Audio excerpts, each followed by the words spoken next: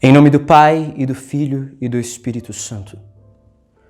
Enviai, Senhor, o vosso Espírito, e tudo será criado, e renovareis a face da terra. Amém. Irmãos e irmãs, nós estamos no 5º domingo do tempo da Páscoa. E no evangelho que nós ouvimos hoje, lá em João 14, nós encontramos um discurso de despedida. O discurso do adeus de Nosso Senhor, antes de sua morte. E é verdade que nós estamos celebrando o tempo pós-ressurreição, pós-pascal. Então, que sentido tem essas palavras colocadas no Evangelho num domingo da Páscoa? Ora, em primeiro lugar, tudo que Jesus disse e fez, todas as suas palavras e obras, são sempre compreendidas, ouvidas, lidas a partir de sua paixão, morte e ressurreição, a partir do mistério pascal, até porque foi assim que elas foram registradas. Não havia um repórter, um jornalista, gravando e anotando as suas palavras e as suas obras enquanto elas aconteciam. Mas depois da morte e ressurreição do Senhor, depois que veio o Espírito Santo, depois de todo o nascer da igreja, então aqueles que tinham sido testemunhas do Senhor, após pregarem as suas palavras, tiveram isso registrado, já com aquela compreensão a partir da ressurreição do Senhor. E essa compreensão dessas palavras de Jesus, que são como que um testamento dele, nós temos hoje. Além disso, nós estamos já chegando quase no final do tempo pascal. E nós estamos chegando no dia da ascensão do Senhor. Então, essas palavras de despedida de Jesus também podem ser lidas conforme essa proximidade da subida do Senhor para o Pai. Até porque é isso que ele diz no final do Evangelho de hoje. Eu vou para o Pai. Pois bem, vejamos então quais são essas palavras de consolo, de encorajamento, de ensinamento tão importantes de nosso Senhor Jesus Cristo. Ele diz: não se perturbe o vosso coração. Tendes fé em Deus, tende fé em mim também. Na casa do meu Pai há muitas moradas. No grego, no original ali do Evangelho, se diz assim: ente oikia tu patros mu. Oikia aqui é não qualquer casa, não é simplesmente uma construção qualquer, mas pode ser compreendida como uma casa familiar, uma residência familiar, como a tua casa. A casa do Pai, onde o Senhor diz que há muitas moradas, ou seja, onde há um lugar para mim e para você. É a família do Pai. Não é simplesmente nós sermos hóspedes na casa do Pai, visitantes. Não é isso que o Senhor nos reserva. O Senhor nos reserva um lugar, um espaço na família do Pai como seus filhos adotivos, porque recebemos o Espírito de Cristo. Isto é o céu. É fazer parte da família de Deus, morar na casa do Pai, como alguém que pertence a esta casa, que mora verdadeiramente ali. Faz parte daquela família. É isso que o Senhor nos reserva. Esse é o sentido desta casa do Pai. Além disso, qual é o lugar que os gregos, os judeus, aliás, consideravam como a casa de Deus? Era o templo de Deus, o templo lá em Jerusalém. Era considerada como a casa de Deus. E o próprio Senhor diz para que estavam fazendo da casa do Pai uma casa de comércio, mas a casa de seu Pai era uma casa de oração. E nós vemos justamente esta imagem do templo na segunda leitura que nós ouvimos da carta de São Pedro. Porque para nós chegarmos lá na casa do Pai. Não basta simplesmente ter um desejo distante. Eu quero ser da família de Deus. Não. É preciso já aqui, neste mundo, caminhar como quem pertence a esta família de Deus. E por isso é que quando Felipe pergunta como é que a gente vai chegar lá, Jesus diz: eu sou o caminho, a verdade e a vida. Cristo é o caminho. Para chegarmos a pertencermos plenamente à família de Deus, nós temos que viver aqui, neste mundo já, nesta família, nesta casa. No cristianismo nascente, o cristianismo era justamente chamado de caminho. Porque trilhar esse caminho significa viver em Cristo. Estar no Senhor. Viver em seu corpo. No Cristo total. E por isso, pertencermos ao templo de Deus. A casa de Deus. E essa casa tem um nome. É a Igreja de Deus. Veja o que nós lemos lá na leitura da carta de São Pedro, da primeira carta de São Pedro, que é a segunda leitura. Ele diz assim: caríssimos, aproximai-vos do Senhor, pedra viva, rejeitada pelos homens, mas escolhida e honrosa aos olhos de Deus. Ele é a pedra viva, a pedra angular do templo. Ele é o fundamento da casa de Deus, ele é o fundamento da igreja. A igreja, meus irmãos, ela não é uma instituição humana e dispensável, de modo que nós possamos simplesmente ser eu e Deus aqui na minha casa. Não, nós somos chamados a ser família do Senhor. A igreja foi fundada por Cristo, desejada por Cristo, sonhada por Cristo. Então, nós somos convidados a fazer parte deste templo, desta igreja, cuja pedra fundamental é Cristo, sendo também pedras vivas desse templo. E é assim que continua, do mesmo modo também vós. Como pedras vivas, formai um edifício espiritual, um sacerdócio santo, a fim de oferecerdes sacrifícios espirituais agradáveis a Deus, por Jesus Cristo.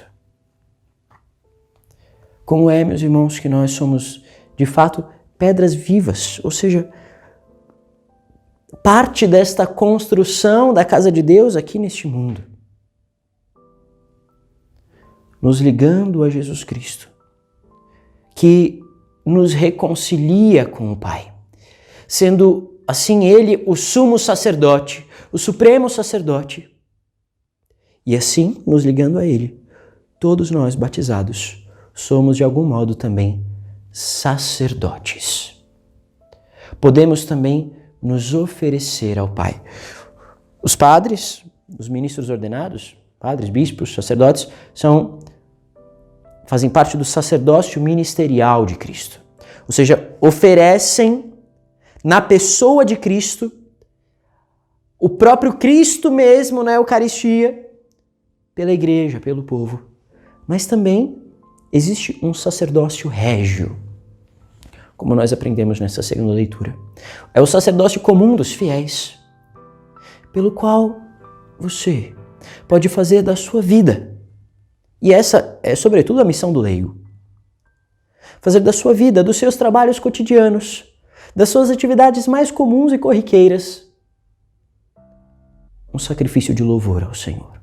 Oferecer tudo ao Senhor.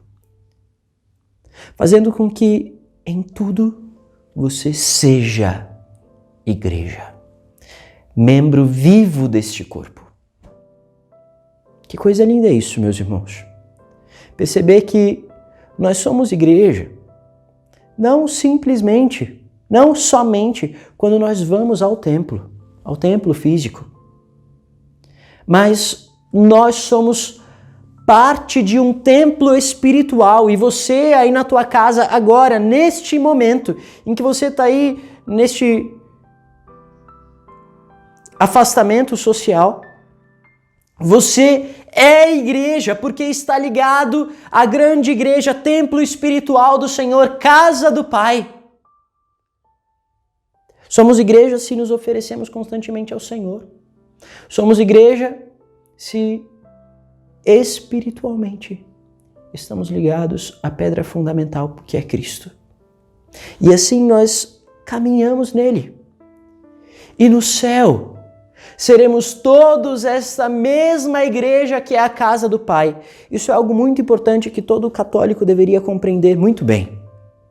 Geralmente a gente pensa a igreja como algo que está só aqui nesse mundo. É muito comum os católicos pensarem assim. Mas não é assim. A igreja hoje é um corpo, um único organismo, uma única realidade espiritual formada por 3 realidades, ou seja, 3 modos de ser a mesma igreja. Nós aqui neste mundo somos a igreja militante. A igreja que luta, que segue este caminho que é Cristo, para chegarmos um dia à casa do Pai. Mas nós também temos aqueles nossos irmãos que fazem parte da igreja padecente. Ou seja, aqueles nossos irmãos que estão hoje no purgatório, que morreram em graça, mas ainda com penas a serem redimidas, estão se preparando espiritualmente para a entrada gloriosa no céu. E temos os santos de Deus, Nossa Senhora, os santos que nós conhecemos e tantos santos não conhecidos, aquelas almas que já participam gloriosamente da vida de Deus, plenamente estão na casa do Pai, na família do Senhor. Lá está a igreja triunfante. Igreja triunfante, padecente e militante são a mesma igreja católica. E no final, nós aqui, igreja militante e a igreja padecente, formaremos juntos, todos, a igreja triunfante no céu após a vinda do Senhor. E só haverá uma igreja, um só rebanho. Todos serão a igreja católica. Nós temos que amar profundamente isso, meus irmãos. Hoje, deixa que o Espírito Santo gere em sua alma um grande amor pela igreja. Uma grande gratidão por ser católico. Tire do seu coração toda a concepção mundana do que é ser igreja, do que é a igreja. A igreja diz aquilo ali, não sei se é bem assim, como se a igreja fosse uma coisa que não é você. Não. A igreja somos nós. A igreja, meus irmãos, ela é a nossa mãe. Pelas águas do batismo nós nascemos como que do útero da igreja para a família de Deus, para morarmos eternamente na casa do Pai. E assim, então, nessa consciência de que somos pedras vivas dessa mesma igreja, nós nos colocamos a serviço na igreja. Como nós vemos lá na primeira leitura, em que os apóstolos percebem que deveria haver homens com uma missão especial de cuidar dos pobres, e assim são ordenados os primeiros diáconos. Nós vemos ali a importância de todos nós nos colocarmos a serviço na igreja. Todos têm uma vocação na igreja. Na casa de meu pai há muitas moradas. Isso serve lá para o céu, mas serve aqui também para nós. Na igreja há um espaço para você. Você é filho desta igreja. E todos nós podemos nos colocar a serviço dos nossos irmãos. Hoje, se apresenta assim ao serviço de Deus e agradece. Traz no seu coração essa profunda alegria. Deixa que o Espírito Santo gere isso em você. Por sermos igreja, por sermos chamados a ser a família do Pai, a casa de Deus aqui neste mundo e morarmos eternamente na casa, na família do Senhor, no paraíso. Obrigado, Senhor, pela tua igreja. Obrigado por nos convidarmos a fazermos parte do teu corpo. Obrigado por nos constituir como pedras vivas deste templo espiritual. Nós, Senhor, oferecemos os nossos sacrifícios diários a Ti, oferecemos os nossos trabalhos, as nossas tarefas, os nossos cansaços, como sacrifício de louvor. Nós queremos Te engrandecer, Senhor, Te louvar. Faz-nos servos Teus na Tua igreja. Em nome do Pai, e do Filho, e do Espírito Santo. Amém.